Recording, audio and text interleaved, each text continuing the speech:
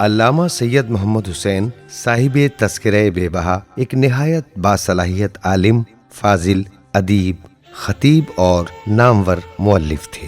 علامہ محمد حسین سن 1866 عیسوی میں نوگاواں سادات میں پیدا ہوئے۔ آپ نے 8 برس کی عمر میں تعلیم کا آغاز اپنے وطن کے سرکاری اسکول سے کیا۔ سن 1878 عیسوی میں موصوف نے مولانا سید اصغر حسین سے کتاب دستور المبتدی پڑھی اور سن 1880 عیسوی میں میراں پور ضلع مظفر نگر میں مولانا شیخ سجاد حسین بلند شہری سے کتاب نحو میر اور دیگر درسی کتب کی تعلیم حاصل کی۔ بعد ازاں مختلف اساتذہ سے مختصر النافع اور شرح تہذیب جیسی اہم کتابیں بھی پڑھیں۔ مزید تعلیم کے لیے آپ نے مدرسہ منصبیہ میرٹھ کا رخ کیا اور وہاں کے نامور اساتذہ سے کسب فیض کیا۔ آپ کی ذہانت کا یہ عالم تھا کہ دوران تعلیم ہی ابتدائی جماعتوں کے طلباء کو پڑھانے لگے، جن میں مولانا سید محمد ہادی، مولانا سید آفتاب علی، مولانا سید رضا حسین اور مولانا سید اولاد حسین نوگانوی جیسے طلباء شامل تھے۔ میرٹھ کے بعد موصوف نے لکھنؤ کا رخ کیا اور وہاں کے عظیم المرتبت اساتذہ سے کسب فیض کیا، جہاں قدوۃ العلماء آقا حسن آپ کے ہمدرس تھے۔ آپ کے نمایاں اساتذہ میں سید المحدثین میر محمد شاہ کشمیری لکھنوی، سید الذاکرین میر سید علی باروی لکھنوی، مولانا محمد حسین المعروف آغائے علن، مولانا شیخ سجاد حسین بلند شہری اور مولانا سید اصغر حسین شامل ہیں۔ علامہ کے علمی کمالات اور بلند اخلاق سے متاثر ہو کر متعدد اکابر علماء کرام نے آپ کو اجازات عطا کیے، جن میں بحر العلوم آیت اللہ شیخ حسین مازندرانی، آیت اللہ عبد الحسین رشتی، ملاذ العلماء سید بچن لکھنوی، محقق ہندی مولانا محمد حسین اور محدث لکھنوی کے اسماء گرامی قابل ذکر ہیں۔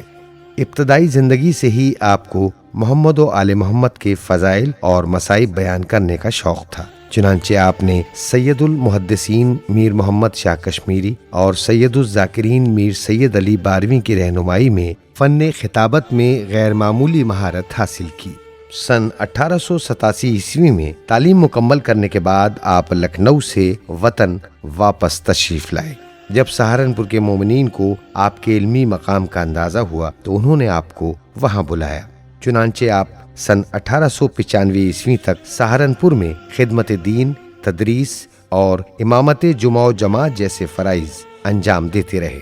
بعد ازاں ضلع مظفر نگر کی بستی جانسٹ کے نواب نے آپ کو اپنی بستی میں آنے کی دعوت دی۔ کافی اصرار کے بعد آپ وہاں تشریف لے گئے۔ جانسٹ پہنچنے کے بعد آپ نے جامع مسجد رنگ محل میں امامت جماعت، تبلیغ اور دیگر دینی خدمات کی ذمہ داری سنبھالی۔ اہل خیر کی مالی معاونت سے تبلیغ دین کا وسیع میدان میسر آیا۔ طالب علمی کے دور سے ہی آپ مختلف شہروں اور دیہاتوں میں تبلیغ کے لیے جاتے اور محرم الحرام میں مجالس پڑھتے تھے۔ جہاں بھی تشریف لے جاتے لوگ پراسرار رہتے کہ آپ وہیں قیام کریں۔ آپ نے تقریباً 46 برس جانسٹ میں امامت اور تبلیغ کے فرائض انجام دیے۔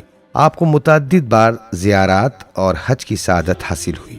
پہلی بار سن 1891 عیسوی میں آپ نے حج کیا اور مدینہ منورہ کی زیارت سے مشرف ہوئے۔ دوسری مرتبہ تقریباً سن 1901 عیسوی میں اتباعت عالیات کی زیارت کے لیے عراق گئے اور نجف و کربلا میں علماء کرام کے ساتھ علمی مباحثوں میں شریک ہوئے۔ انہی مباحثوں کے بعد اکابر علماء نے آپ کو اجازات نقل روایت عطا کیے، جس کا ذکر آپ نے اپنی کتاب تذکرہ بے بہا کے دیباچے میں کیا ہے۔ علامہ نے تمام تر مصروفیات کے باوجود علمی میدان میں گراں قدر کارنامے سر انجام دیے اور کئی اہم یادگار تصانیف چھوڑی، جن میں علماء شیعہ کے حالات پر مشتمل کتاب تذکرہ بے بہا، جو اردو زبان میں ہندوستانی علماء کا پہلا تذکرہ ہے اور جو سن 1932 میں شائع ہوا، زینت المنابر، کشکول، زینت المجالس 3 جلد، المنشار لقتل احجار، پیراہن یوسفی، نار حامیہ، رسالہ فدق، مصائب الابرار، حاشیہ اصول کافی، مناجات آسی، استغاثات منظوم، عقائد منظوم اور شرح الفیہ شامل ہیں۔ موصوف سن 1885 عیسوی میں رشتہ ازدواج میں منسلک ہوئے اور اللہ نے آپ کو 3 بیٹے عطا کیے۔ بڑے بیٹے مولانا محمد حسن اپنے وقت کے عالم باعمل تھے۔ محمد حسنین آبدی معروف مداح اہل بیت علیہم السلام تھے اور مولانا سید محمد مجتبیٰ ادیب، مفکر اور ایک عالم کے طور پر مشہور ہوئے۔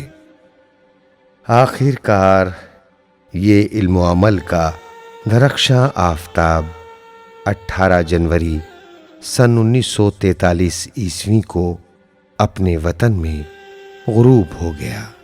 چاہنے والوں کا مجمع آپ کے بیت الشرف پر امڑ پڑا۔ کثیر تعداد میں علماء و مومنین نے تشییع جنازہ میں شرکت کی۔ نماز جنازہ کے بعد ہزارہ بکا کے ہمراہ جسد خاکی کو آپ کے آبائی قبرستان نوگامہ سادات میں سپرد خاک کر دیا گیا۔